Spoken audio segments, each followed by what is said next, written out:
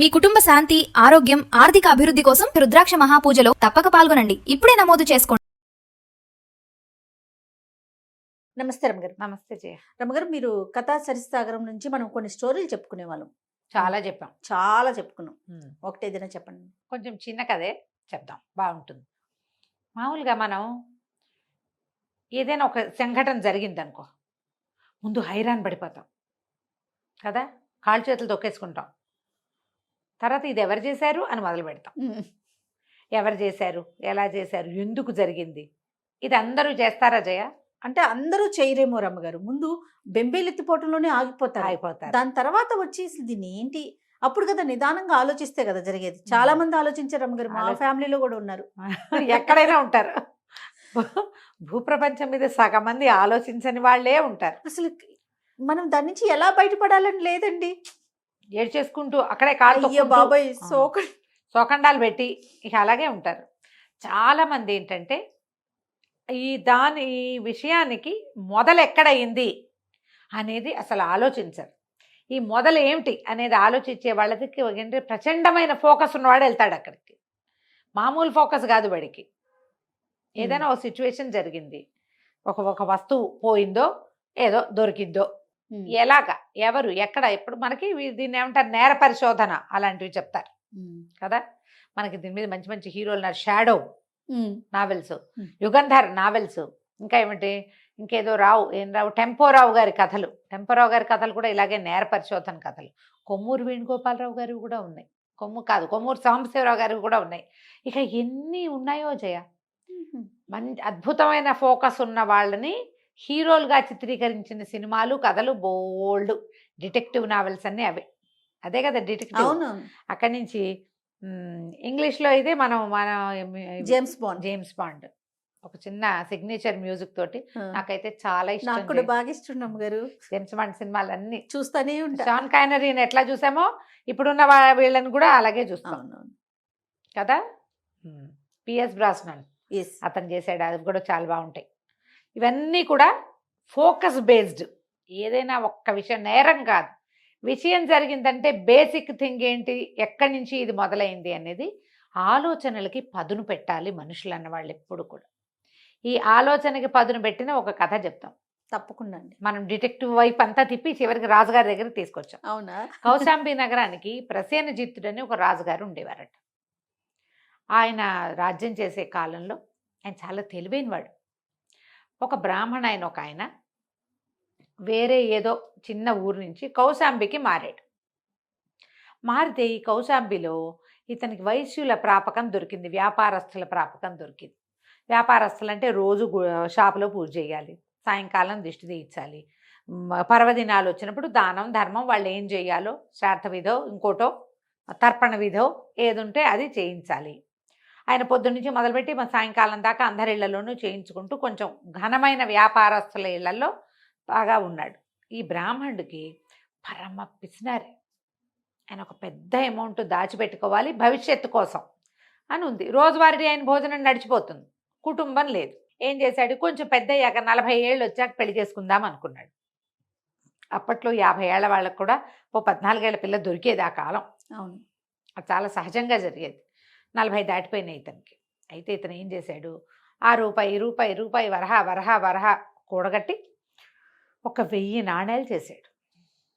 ఈ 1000 నాణేలు దగ్గర ఉంచుకుంటే కష్టం కదా. అడవిలో ఒక చోట ఒక గుర్తు పెట్టుకుని అక్కడికి పట్టుకెళ్ళి పాతి పెట్టేవాడు. పాతేడు 1000 అయింది. అది రోజు 4 రోజులకి 3 రోజులకి ఓ 10 నాణేలు 8 నాణేలు కూడంగానే తీసిపోయి కూడిన డబ్బును తీసుకెళ్ళి అక్కడ దాచుకునేవాడు. మనం డబ్బాల్లో వేసుకుంటాం కదా, ఆయన అట్లా దాచిపెట్టుకున్నాడు. 1000 వరహాలైంది. ఒకనాడు కూర్చుని లెక్క పెట్టుకున్నాడు. అతనికే లెక్క తెలుసు.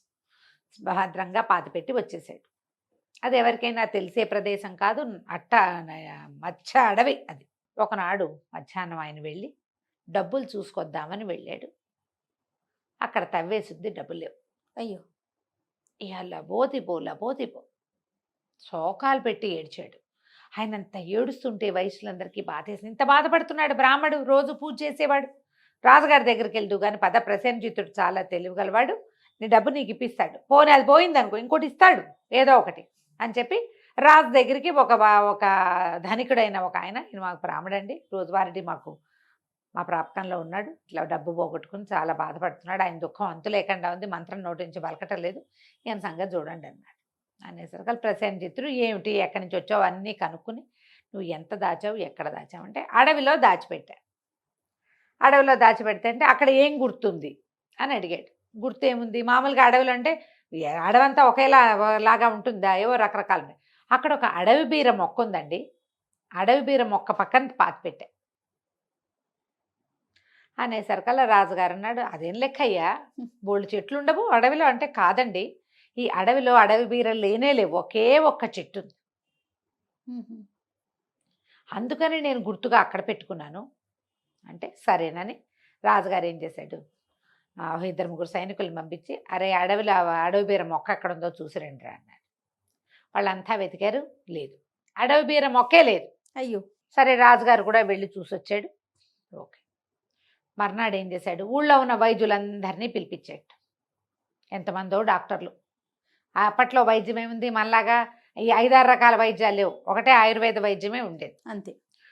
వైద్యులందరికీ మీ దగ్గరికి ఏ పేషెంట్లు వచ్చారు, ఈ వైద్యానికి ఏ మూలిక చెప్పారు, వరుసగా వరుసగా వరుసగా అందరినీ అడిగారు. అడిగితే ఒక ఆయన చెప్పాడు, ఇటీవల 4-5 రోజుల నాడు మాతృగుప్తుడనే ఒక ఆయనకి, ఆ వ్యాపారస్తుడికి అనారోగ్యం వచ్చిందండి, ఆయనకి అడవి బీర మందు చెప్పాను అని చెప్పాడు.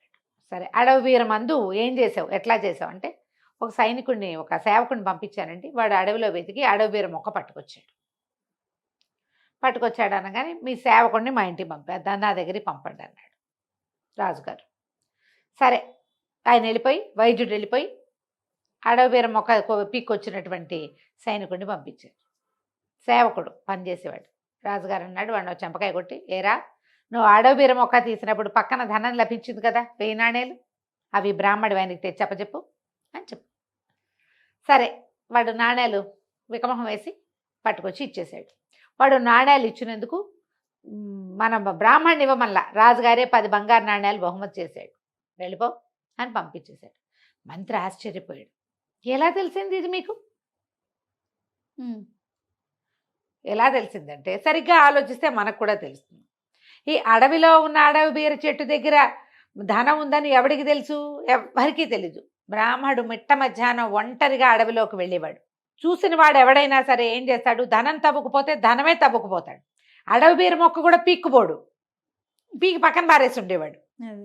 ఆ బీర మొక్క దాని పక్కన, ఇది తవ్విన వాడు ఏం చేస్తాడు, ఉంటే ఇదే తవ్వుకున్నవాడు దీన్ని వదిలేస్తాడు, లేదా పీకిన వాడు అక్కడే పడేయాలి. ఇది పీకి పట్టుకెళ్ళాడంటే దీనికోసం వచ్చాడనమాట వాడు. అంతే.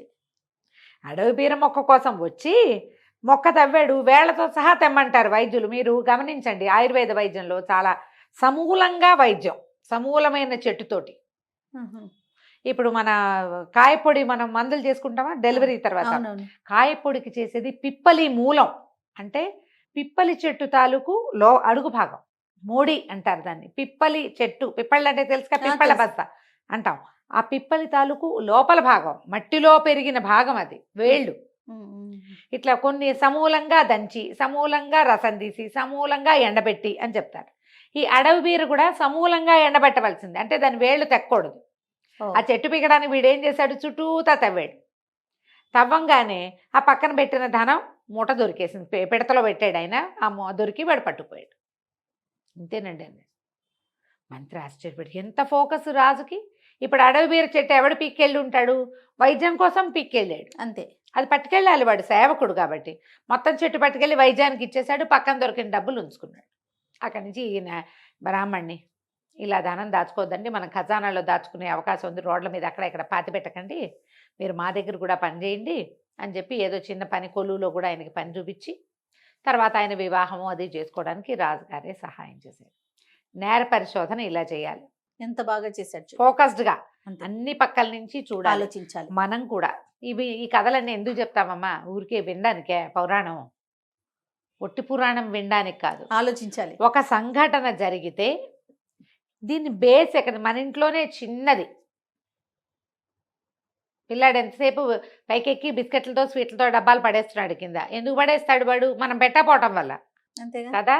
ఇలా ఆలోచించండి. కథలు ఎప్పుడు కూడా మిమ్మల్ని ఆలోచింపచేసేవిగానే ఉంటాయి 50% అయినా. అవును. ఫోకస్ పెట్టండి. అపరాధ పరిశోధనలు చేసేయండి మీ ఇంట్లో నుంచి మీరు. నేర పరిశోధన తప్పకుండా. ప్రతిదానికి చేయాలి.